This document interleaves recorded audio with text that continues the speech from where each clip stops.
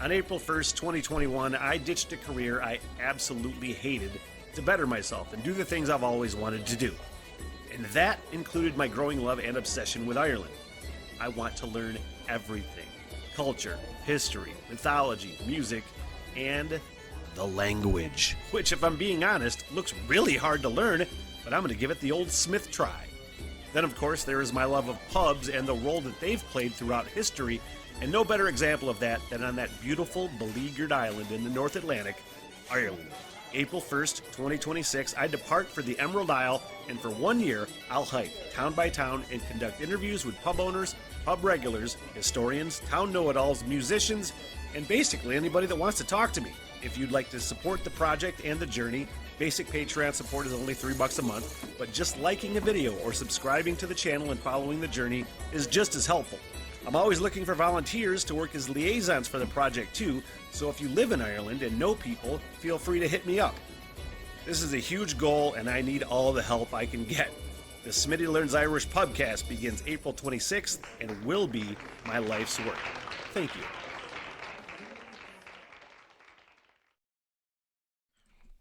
And welcome to the What the Hell Everything podcast with Smitty. I'm he, and I'm high, and it's Friday, and it's fucking Groundhog Day, man. Happy Friday to ya. I am stoked, man. I mean, we're almost 30 days into this new schedule, and it's making me fucking happy, the amount of whatever I consider good shit to be. I feel like I'm doing it, and we're doing it. We're doing it. It's Skinny February. On the show today, on the live stream, anyway, got the word of the day. I don't know what the fuck that's going to be yet, although I did get a little preview of that. I'll explain later. A new song from The Warning, going to check out. Going to play just the tip, basically reaction roulette. Gonna get into some hopefully more rad Northern Irish punk rock, which I have started to discover. Movie trailer reactions, Ghostbusters 4, Monkey Man, and what looks to be a fucking rad documentary. I caught the very beginning of it, and I thought I might cry. And I'm like, why? You have to react to this. 420 break featuring a band I've always wanted to get into more, Monster Magnet. So, there's just a few things, man. And, of course, headline scrolls, talking all kinds of shit. If you're on the live stream, thank you very much. And feel free to drop a suggestion, man. I always have room for more reactions. You got anything different or fun or weird for me to check out and react to, that's welcome as well. I like doing different shit. I like doing different things. That being said, let's get the word of the day out of the way. Not that it's something we gotta get out of the way. Let's get this input going here. Let's get ready to do a rock and roll show. It was so funny. I was getting ready to do this podcast in like about 10 minutes. I post the fucking thing to Patreon and like, all right, I'll go outside, smoke a cigarette because I haven't fucking kicked that yet, but that's going to happen very, very soon. I guarantee this. Guarantee. Use that word and stick to it. If you guarantee. So I go out and smoke a cigarette. Like, all right, I got to get pants on because I like to make sure I have pants on when I do this fucking thing so I actually feel like I'm a productive member of society. And get my cup of coffee going. And I have to do 2 Keurig cycles to get this monster cup of coffee. And then I'm like, oh, fuck, I forgot to brush my teeth. Why would I drink coffee after I brush my teeth? Because I'm an idiot. I'll brush them again when I don't like going live. I know nobody can necessarily smell my shitty breath through the microphone, but you never know. You know, the fuck Elon Musk has going on? Never know. Scratch and Sniff podcast. I was like, oh, fuck. I hit the countdown on the live stream and fucking brushed my teeth real quick. And now we're good again. What is the word of the day? Yeah, I caught it quick. I had to look up another word, so I went on dictionary.com and just happened a quick glance at the word of the day. And it's something I don't know, and it looks like It's German or something, or Polish. I don't know. Weltschmerz. Weltschmerz. No, Weltschmerz. I'm looking at the pronunciation. Weltschmerz. Weltschmerz. Yeah, all right. I didn't get the nice accent there. What is this word? Where the fuck is this? Oh, there's that article. Never mind. I don't want to click that. Meanings and examples. Weltschmerz. Click that. Weltschmerz. Sorrow that one feels and accepts as one's necessary portion in life. Sentimental pessimism. Huh. Yeah, that sucks. That's something I've actively tried to shed from my fucking system. The Weltschmerz just fucking takes a hold. First recorded in English in 1860, 1865. Doesn't sound English. Oh, it's from German. Welt meaning world and Schmerz meaning pain. What the fuck is that? I'm trying to think of what that term or word for that is. The English verb smart, in the sense to cause a sharp pain, is related to Schmerz.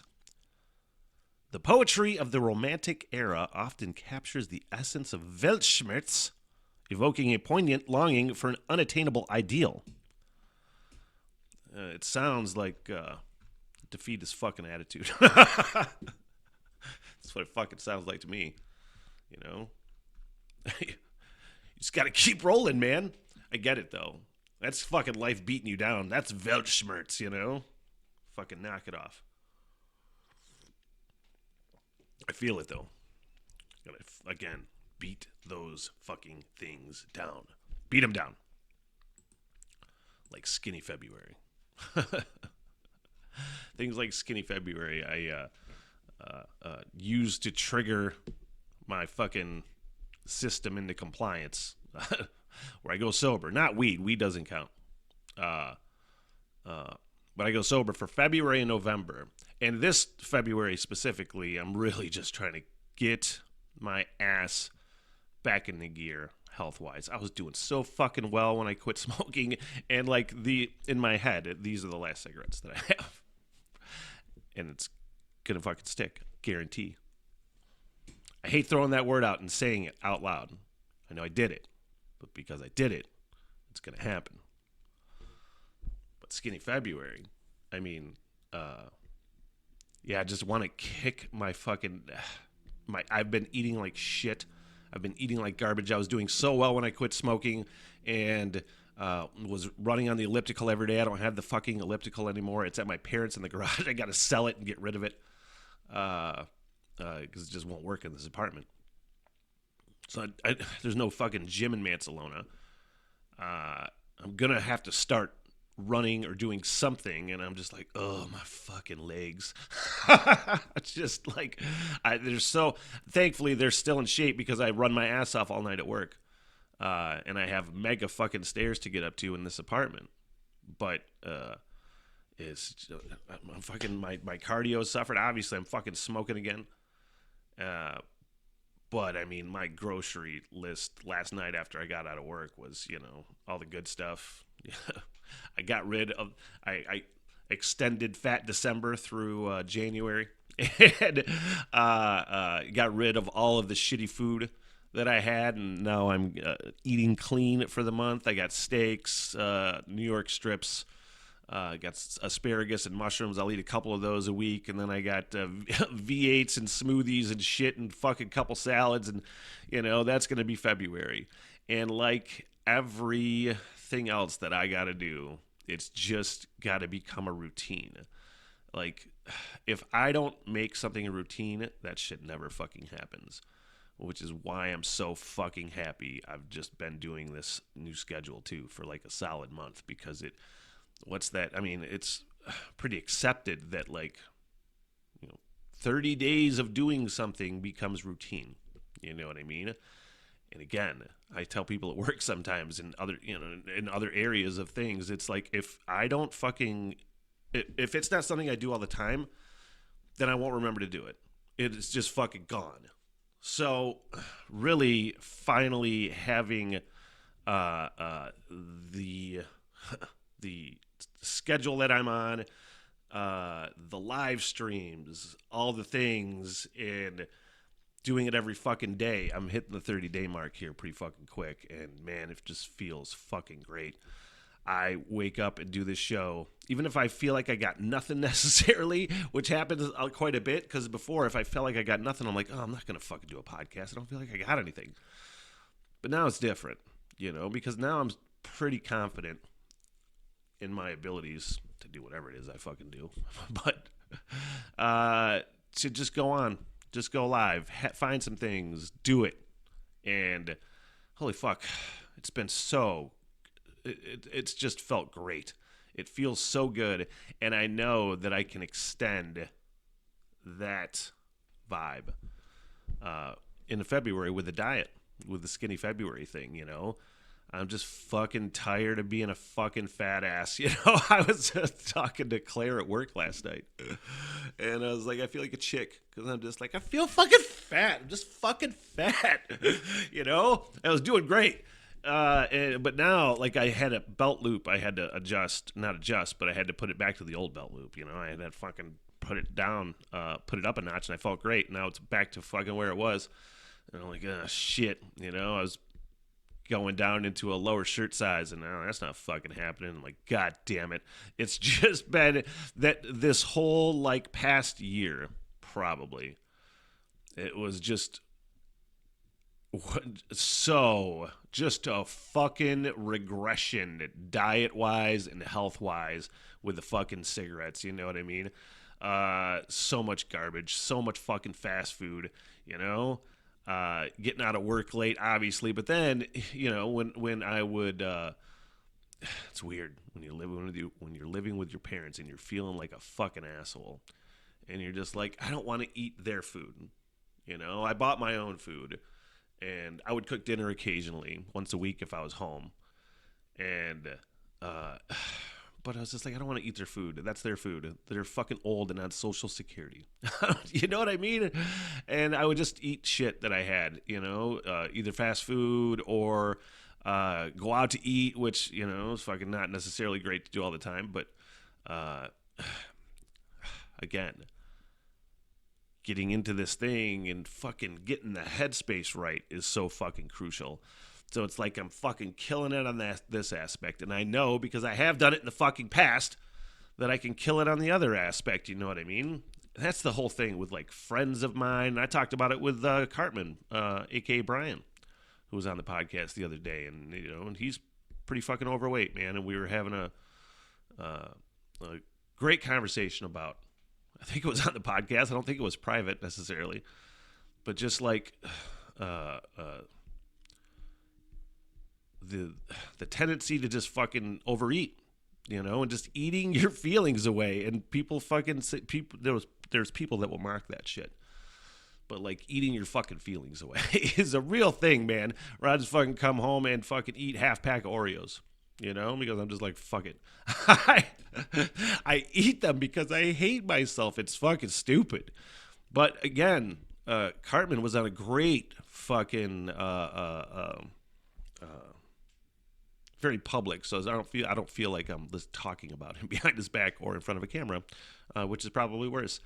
But like me, he was also killing it health-wise in a great way. Working out all the time, eating right, and shed, like 60 pounds. He's a big dude, and there's a lot more to go. And then he got fucking COVID, and then he's like, fuck, I can't do this because you just don't have the lungs for it. And then he never got back on it because you lose so much progress, and you feel like fucking shit. And you're like, oh, what am I going to do? Eat my fucking feelings away. You know what I mean? But and this was, I was trying to tell him, just try to remember how fucking good you felt. It's because I know how good both things feel from a physical health standpoint and a mental health standpoint. You know what I mean? I've done great mental health work, and especially lately, I've been in a great fucking spot. And I know I can be just as good physically as well. And all that does is feed your mental health as well. Physical health feeds your mental health. You know, that's honestly one of the biggest cures for depression is getting off your fucking ass and going out and doing something. So I feel like an old man because my legs are just, I've weak knees, which is why I was on the fucking elliptical because it was strengthening my knees. And I may actually, excuse me, I may actually keep it in the parents' garage and just go over there once it warms up a little bit, even though it's fucking in the 50s right now for the next week anyway. I may just go over there a couple, 3 times a week and still hit the elliptical.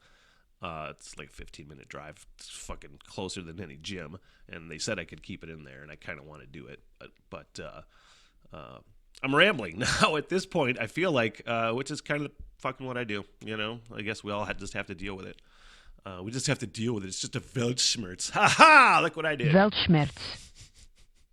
But the point of the fucking story is that you just have to remember how good you felt and that it's fucking, you know, you're capable of doing that shit again. It's so funny when you deal with depression and things like that. You don't want to remember the good shit because it just makes you feel more like shit that it's not like that anymore. That's a great way to describe it, actually, I feel like. And just fucking remembering that there's so many other good things, man. And it just takes work and effort. And then you start to get addicted to it, and it becomes a routine. Again, we're back to the routine. And once it becomes routine, it's way fucking easier to do. And I need to make it a routine, and that's the goal. Guarantee it. Hey, on the live stream, if you are, thank you very much. I see a couple people on there. Yeah, so it's Skinny February. What am I going to eat today? Like, here's how fucking much I've just a great example. Like, I do have vegetables, and I have eaten sort of healthy a little bit, but I overeat anything, really. But I have hummus and Triscuits, and that's kind of one of my healthy snacks. I had actually gotten rid of the bullshit cereal and peanut butter and jelly sandwiches that I eat way too much of, and Oreos and shit for a while. And then my stoner food was hummus and Triscuits, or celery or carrots or something like that with the hummus. So I bought Triscuits and hummus. It was in the fucking fridge, and it's been in there for a month. I looked at the expiration date probably 2 weeks ago, and it was like yesterday, I think, and I haven't even looked at it since. I'm like, fuck this. I don't want any part of that. And I enjoy hummus. But I was like, fuck this. I'm going to fucking we're just waiting until February. I was really gunning for it, you know. I had to get this under wraps, and then hate myself in the other arena. Just kidding. Been in a good spot. Man, it was funny. I caught myself on Twitter. I don't even remember what social media I was on. Could have been YouTube. And I was pulling, and I just caught myself removing Detroit Lions posts. Not like from the team. I don't want to stress that because I'm in the denial phase still at this point. Not really denial. I'm facing it, you know, but I don't want to see I don't want to see any Lions stuff right now. I am boycotting any of that stuff until after the Super Bowl, and then I probably won't even watch the Super Bowl, not all the way through. Who the fuck am I kidding? If I'm not working, I'm watching it. If I'm working, I'm not watching it because I'm working. But I'm just like, I'm not paying attention to that stuff right now. I'm still down about my fucking Detroit Lions, but I'm just like, you know, when you're on, again, on a social media or whatever you like and things, all that shit just shows up. Oh, you must want to see everything about this that has ever been said. And you're like, oh, God. So it's just like all of these people I don't follow, suggested posts, things like that. And I'm just like, remove. Even though they're posts that like I would normally be like, Honolulu blue and silver injected into my fucking veins. That is not the case right now. I don't want to see any of it. Even though, like, when they have news that Aaron Glenn's coming back, defensive coordinator, Ben Johnson, offensive coordinator, coming back, we're like, fuck yeah, we're making another run again. But I just don't have it in me right now. Let's continue on with the show. Couple trailers. 3 trailers, to be specific. I've been putting this one off. Really looking forward to the new Ghostbusters. That last Ghostbusters, spoiler alert, that featured a posthumous appearance from one Egon Spengler. Man, that would fucking hit me in the feels. It still does when I watch it. I've watched that several times since it came out.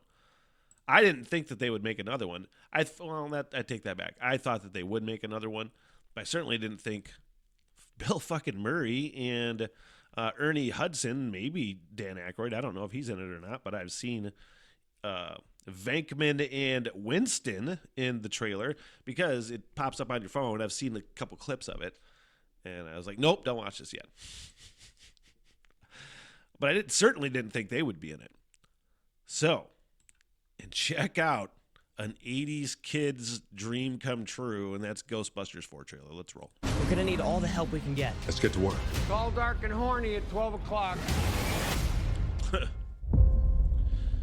I've been Our waiting attention 40 spans years really for this. that fucking that short where you got to give people a teaser before the trailer fucking starts? I've been waiting 40 years Back in New for York. this. They called themselves Ghostbusters. According to these hacks, they saved the world. No eyewitnesses. And who is found to carry the torch? Descendants of Egon Spengler. You have a miner hanging out the side of a moving vehicle, firing a laser gun indiscriminately. Has a proton pack. It's completely safe. Well, you can believe Mr. Pecker. The ghost Or, and they brought that guy back. I thought he got demoted and fired. firing a laser gun indiscriminately. Has a proton pack. It's completely safe. I wouldn't say completely safe. The Ghostbusters are finished. Right. Well, overruled. Sustained. Thank you. You the weird guy who buys strange old things? Correct on both counts. Yeah. Buddy, you just hit the jackpot. What is it? Better question is, Yeah. what's inside of it? Dude, do you think that Patton Oswalt could have been happier to be in any movie ever? I mean, I don't know how big of a Ghostbusters fan he is, but just to get a part in Ghostbusters, I don't know Patton Oswalt, but he seems like he'd be pretty fucking stoked about it. What is it? Better question is, what's inside of it?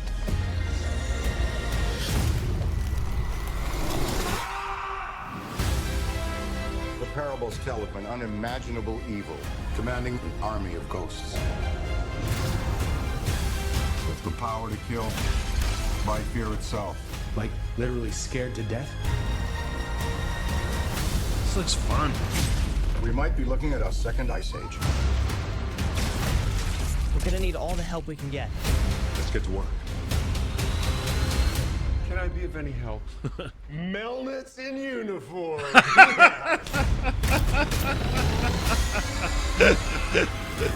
If there's something strange, if there's something weird, what are people gonna call? Ghostbusters, what do you want? We're the Ghostbusters. Can I tell you something else? What? Bustin' makes me feel good. It makes me feel good. Bustin' makes me feel good.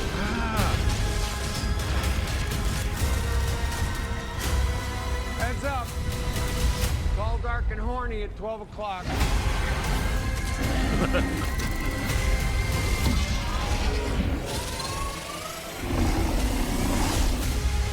Man.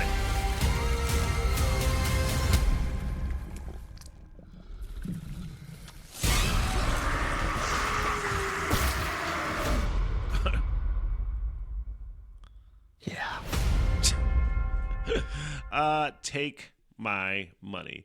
I kind of roll my eyes whenever I know Slimer's like a beloved character, but I kind of roll my eyes when Slimer was in the last one. I'm like, okay, what was it? Who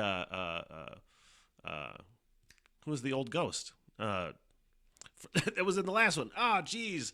not Vigo, no. Anyway, I was like, I didn't necessarily like that they brought the old ghost back in the last Ghostbusters, so I'm glad it's kind of fresh in a different story. But man, take my money. That looks so good. Man, it's so funny how like your nostalgia can kind of dictate possibly how much you like something.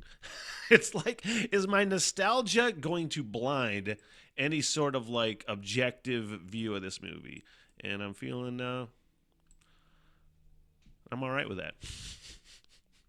But I don't know, there's probably no way that can be bad. All right, another trailer. And that's Monkey Man. Monkey Man, I think it's produced by Jordan Peele, who does great flicks. And then I think directed by, is it Dev Patel? And I watched a movie from him, and it's escaping me. I wish I could remember the name of it. But I only know him from that one thing. But it's supposed to be a horror film. It's called Monkey Man. And I like movies, so let's roll. Close your eyes, and you will find yourself. When I was a boy, my mother used to tell me a story of a demon king and his army. They brought fire and terror to the land until they faced the protector of the people, the white monkey.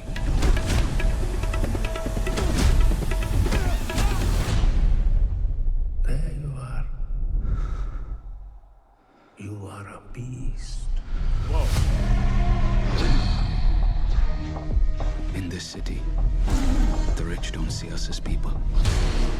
Give me the job no one wants to do, I'll do it.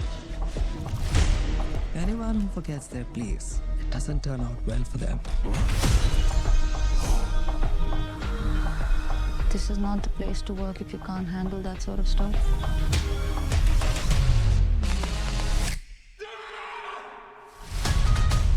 Every day, I've prayed for a way to protect the weak. I've got an answer to every prayer. I call her Nikki. Minaj, big bumper, nice headlight. Let's boogie.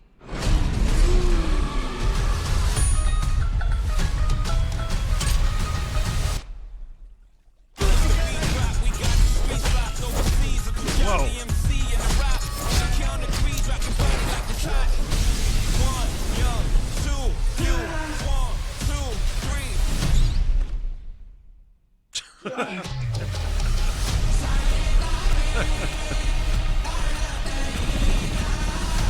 You need to fight for your mother, for all of us. Anger will not quiet your soul, my son. Don't call me son.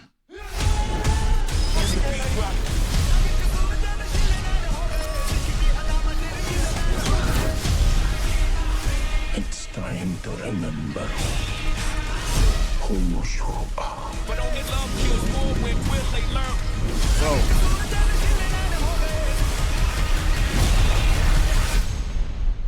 Just one small ember can burn down everything.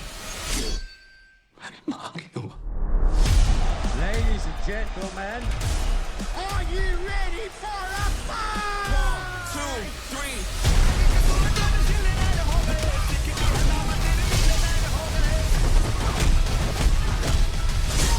Ow!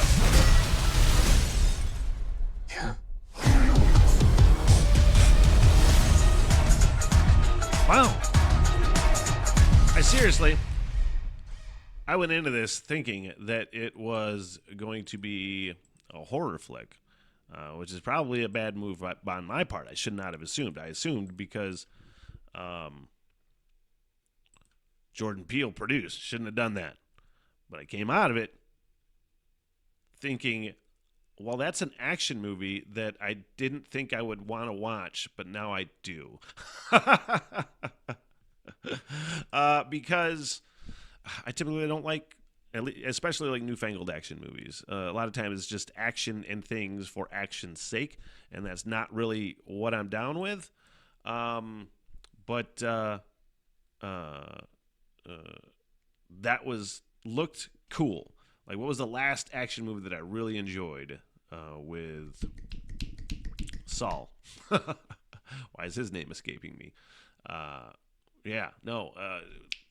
That movie's escaping me. But that was the last good action movie I saw. But, hey, let's move on to something way more riveting. And that is... What is this? Is there a title on this?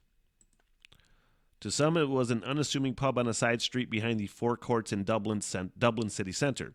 To musicians, dancers, singers, and listeners, it was a mecca of traditional music for over 35 years. Okay. Brendan Gleeson's Farewell to Hughes will make its world premiere at this year's Dublin International Film Festival. Okay. As somebody who's getting into all things Irish, going to go hike Ireland for a year and do an Irish history podcast,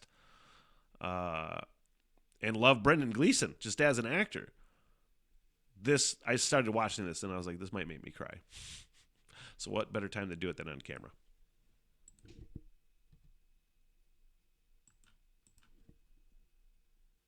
What the hell's going on? Oh, it's muted. That's why. Sorry, guys. Dublin's fair city. I think I fell in love with Dublin when I started coming in here. There are moments, artistic moments in my life. A lot of them happened in this pub.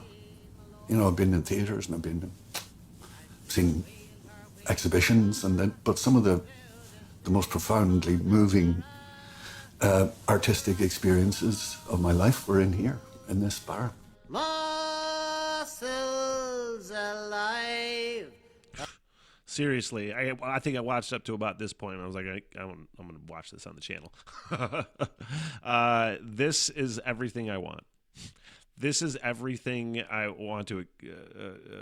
When I watched this Irish pub documentary, that's fucking fantastic, and I call it, in the most complimentary way, the most gloriously boring documentary I've ever seen in my entire life. Where there's so much history and stories and vibe in these places that it's hard to wrap my head around. It just feels like it, and just see it. And I'm such a romantic about like pubs and bars anyway. Man. Alive, oh.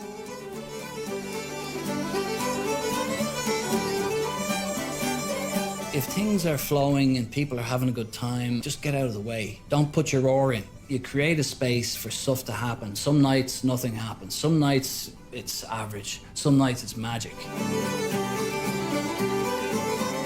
It's not just any old pub. It'll be seeing the fullness that I haven't had an iconic role to play in traditional music, song and dance in Dublin.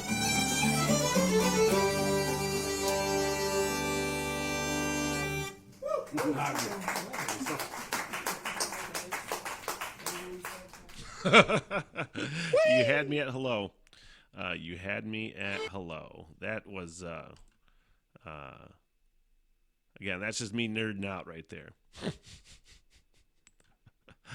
That gives me so many feels, and just like, I don't think I think about this stuff obsessively, but it's just one of those things that I think about quite a bit. Just walking into these pubs and just getting to know people and just sitting in on this music. And honestly, Brendan Gleeson, if you've never watched, which you should, Banshees of Inisherin, and played the fiddle, or is it the violin? I don't know what it's fucking referred to over there in that movie, and played it brilliantly. And it's such an integral part of the movie that I just loved that.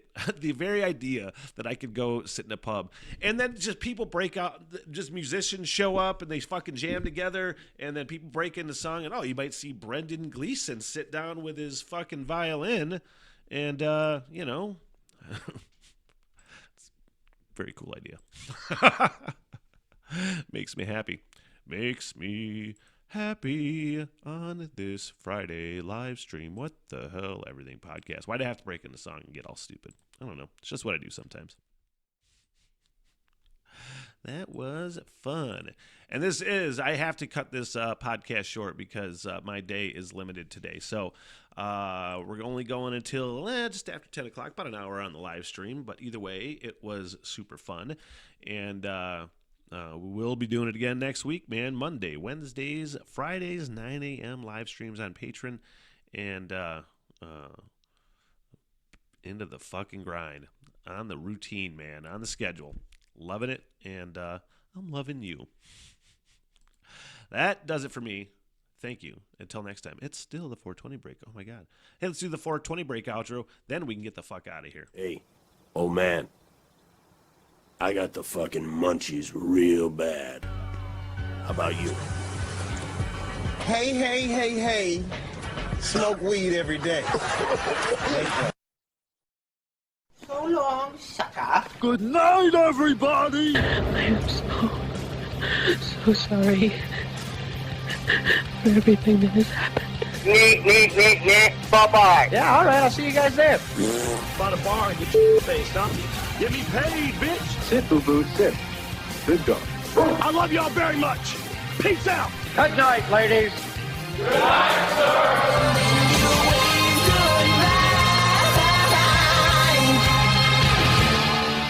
What the hell? Everything!